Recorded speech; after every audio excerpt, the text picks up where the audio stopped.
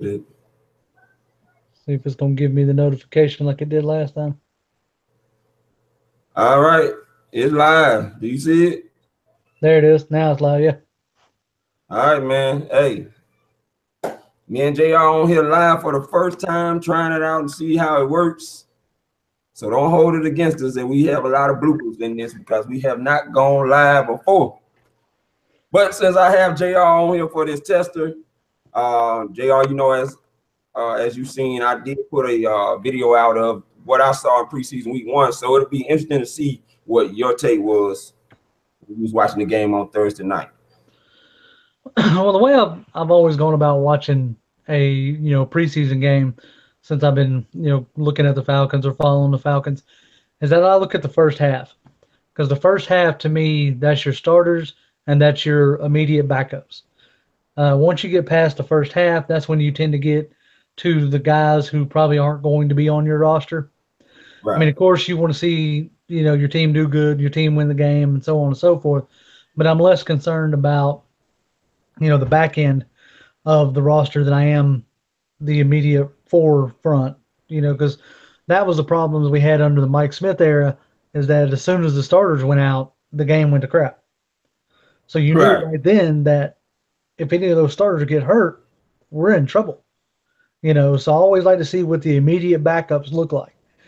And, so far, year 3 under Dan Quinn, the immediate backups are looking good. Now, I'm not going to say that they're superstars or they could be starters on somebody else's team or none of that stuff, but they're looking like they can hold their own. One of the things that jumped out at me in the Miami game was at one point in time, our backups had held their backups to 7 straight 3-and-outs, defense versus their offense. Right. And to me, that's a good sign, especially with the amount of rotation that Dan Quinn likes to use in the defense, especially the defensive line. We need the backups and the starters playing at a high level, obviously. So that was the 7 straight 3-and-outs was a very encouraging thing. Going into the half up 21-10, that's what you want to see, out of your team. The one that shocked and perplexed me was Jalen Collins and his play. I mean, dude played in the Super Bowl. You would expect somebody who played in the Super Bowl, who got significant snaps, should be a shining spot when playing against 3s and 4s. But he was definitely not.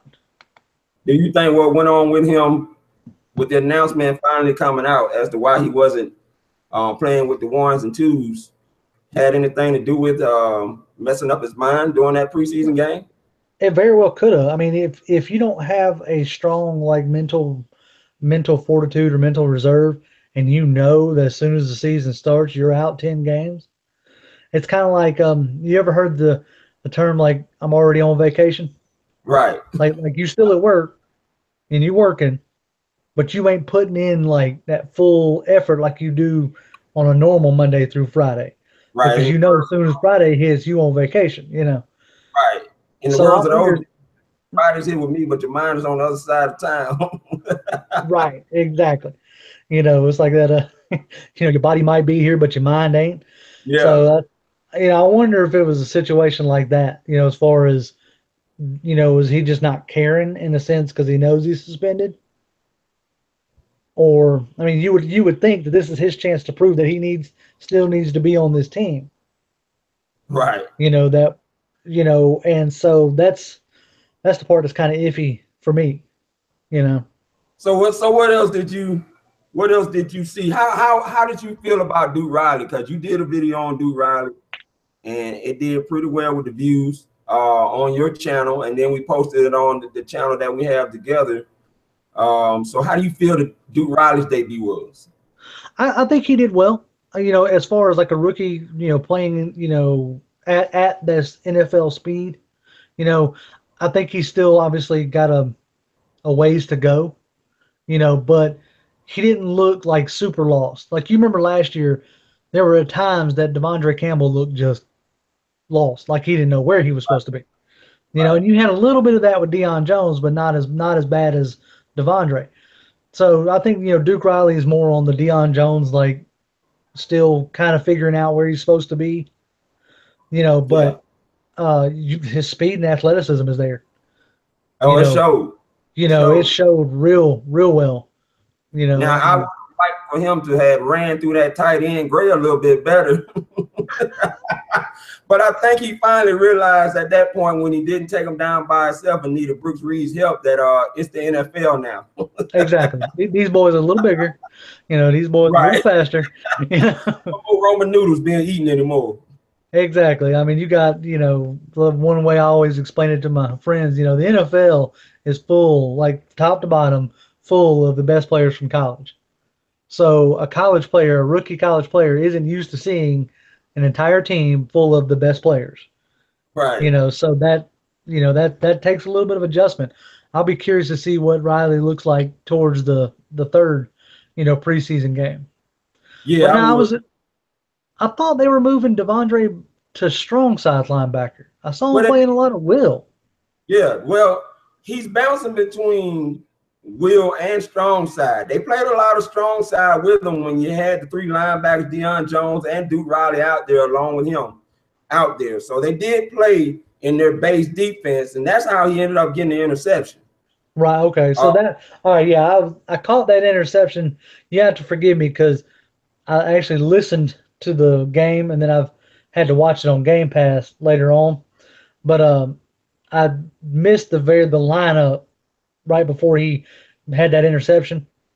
Okay. So I just had assumed that he was on the Will side instead of the strong side. Right. Yeah, they had him kind of moving around, man. He was kind of moving around everywhere, and it looks like that's exactly what they have plans to do. One of the things that Arthur Blank said that when he hired Dan Quinn, but before he was hiring Dan Quinn, is that they were looking for a coach that could still get some of the good things that Mike Smith did. Right. And so you remember how we had the amoeba defense here where everybody was around over the place. I think that's something that we're looking into doing because you saw him moving pieces everywhere. Even that rookie, the undrafted rookie, J.T. Jones. Yeah, now he had a good game. Yeah, he looked good. Yeah, he looked real good. He better look good because he's got a target on his back wearing number 55, if you know what I mean. That's a start. If he keeps it up, I have to start calling him Baby P. Too much.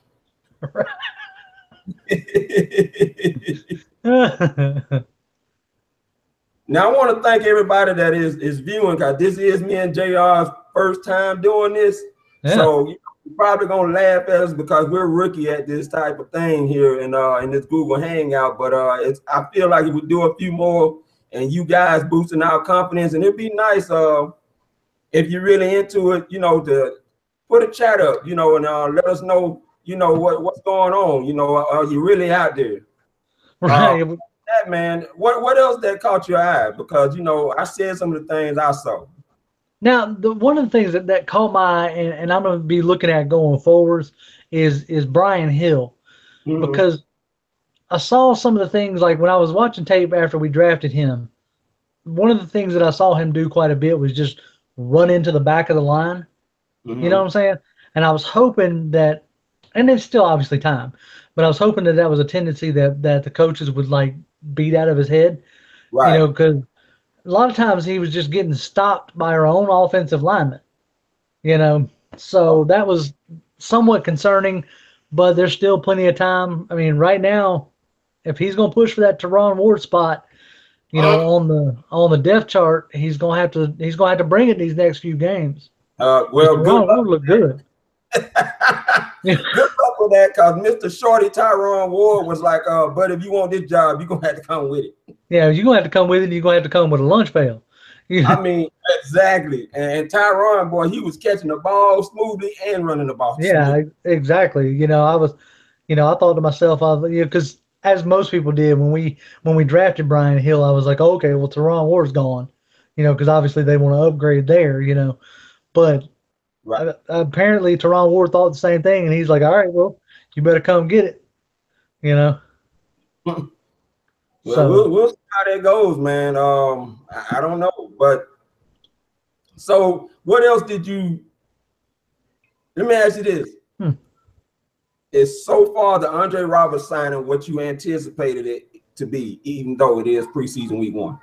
I think so, because he's given them something that Eric Weems didn't necessarily give you. Now, Eric Weems had a real good average throughout the whole season, but he'd also drive you crazy with the fair catching at the 10-yard line or at like the 5-yard line, but then letting one at the 10-yard line go because he thinks he's going to roll into the end zone and causing him to start at the 1 or 2-yard line. So with that being said, I think the more aggressive nature of Andre Roberts is more of what they're looking for.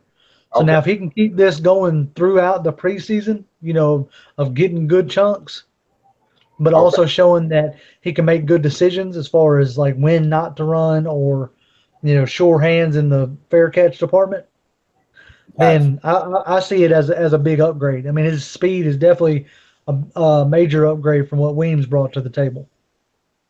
Okay, all right, I feel you.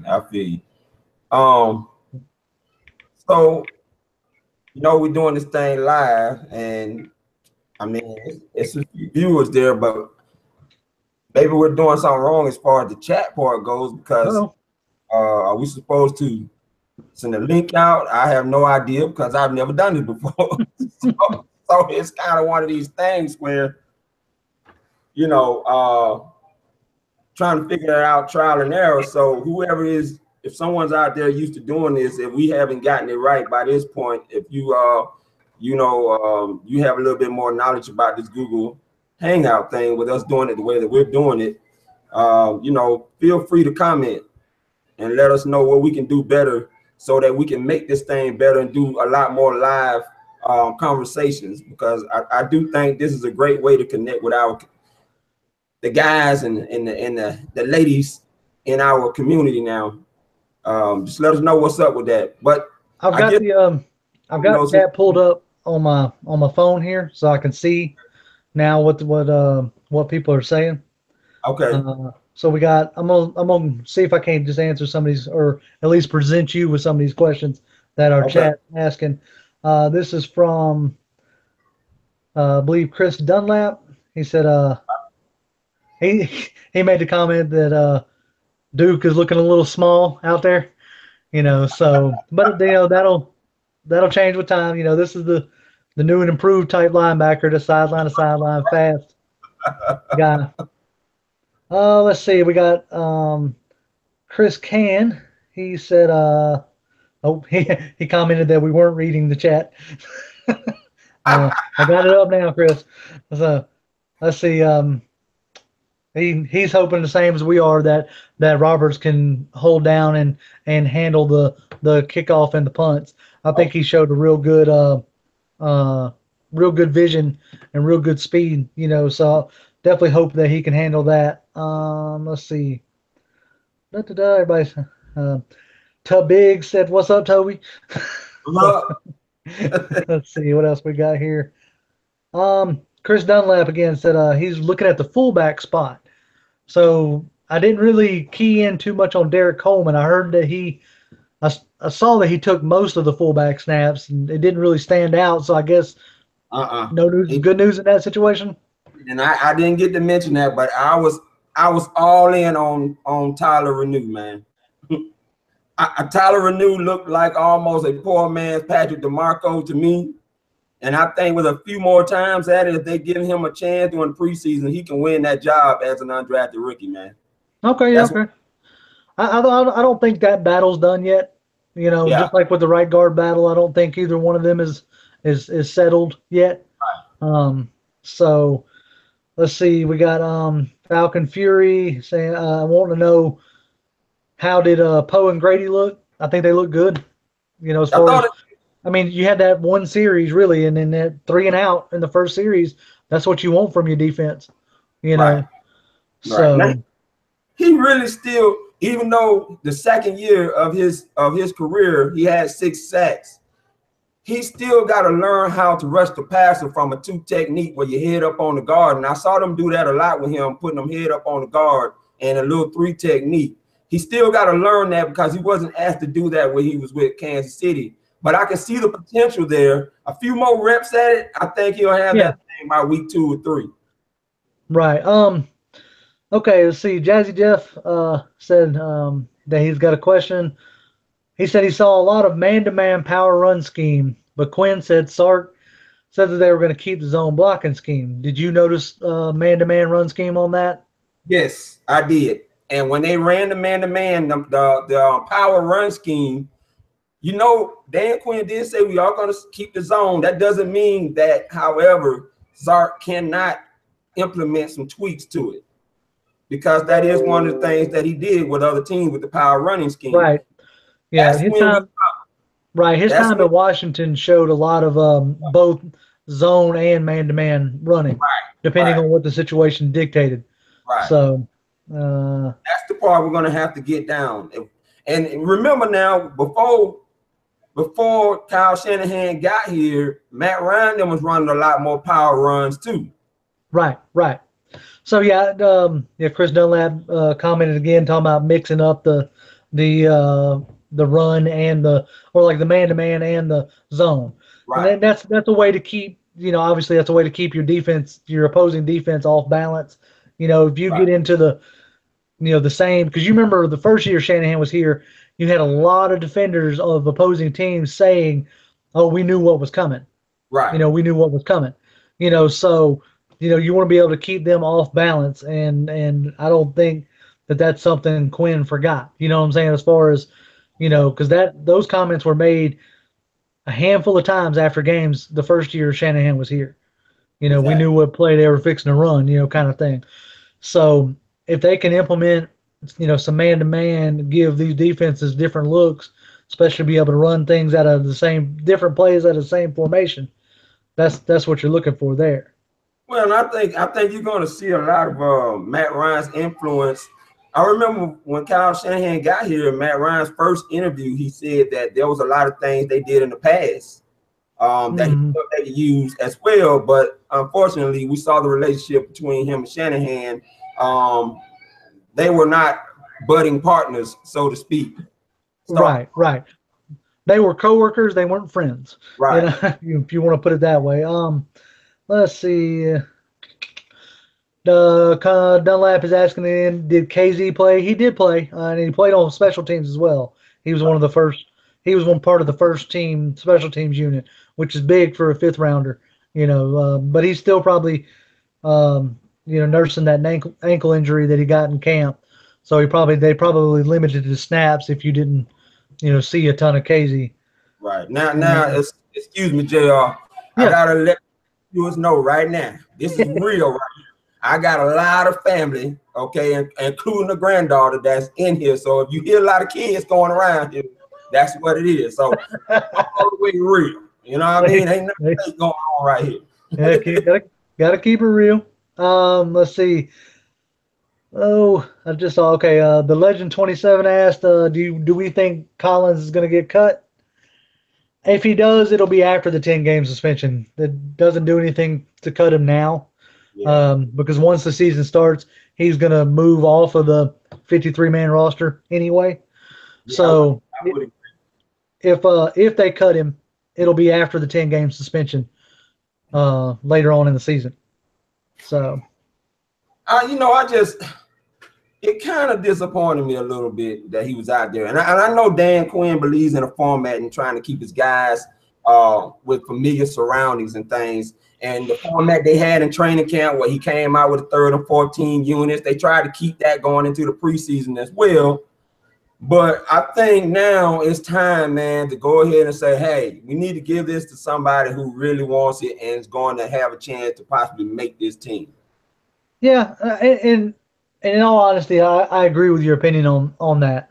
To me, by now, you should make a decision whether you're going to keep this guy as part of your future or not. Right. And if the answer is not, then you need to go ahead and be letting other people take those reps to see what you really have there instead of keep running him out. Especially if he's not going to be part of a part of your plans going forward. But that's the way I feel on Jalen Collins. If they feel like they want to keep like, try him again essentially next year, then, so be it. But I really believe this year, go ahead and just set him down, let somebody else play. Yeah, I would agree, man. I just, his head is not in the game, and we clearly saw that Thursday night, man. And yeah, no.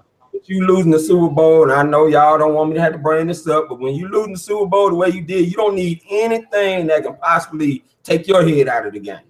Right. Jazzy Jeff brings up, do we see Brooks Reed making this team? Like we don't need him anymore. We got depth of the position. You're correct. We have depth of that position.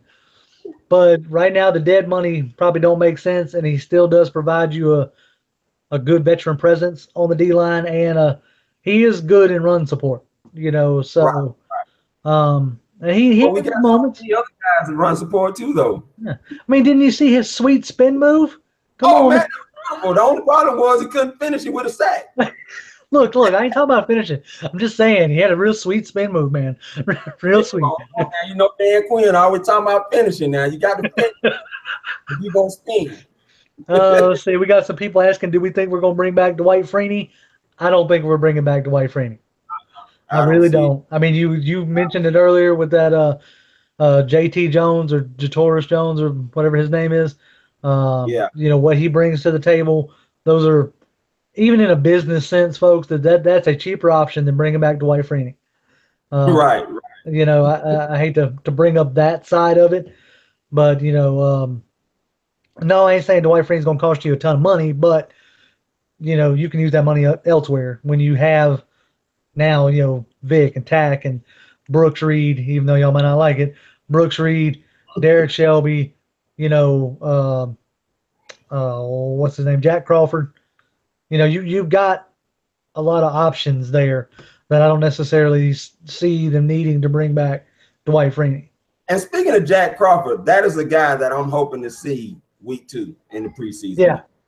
Well, he was back at practice today. Yeah. And then Jones and Gabriel practiced, so you'll probably see them. You'll probably see them in Pittsburgh. Speaking of Jones, what is up with his? Have you seen the clips with him dancing?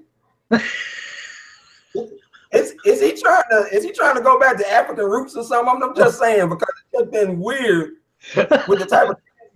Today he looked like a straight up chicken with him and number 12 there.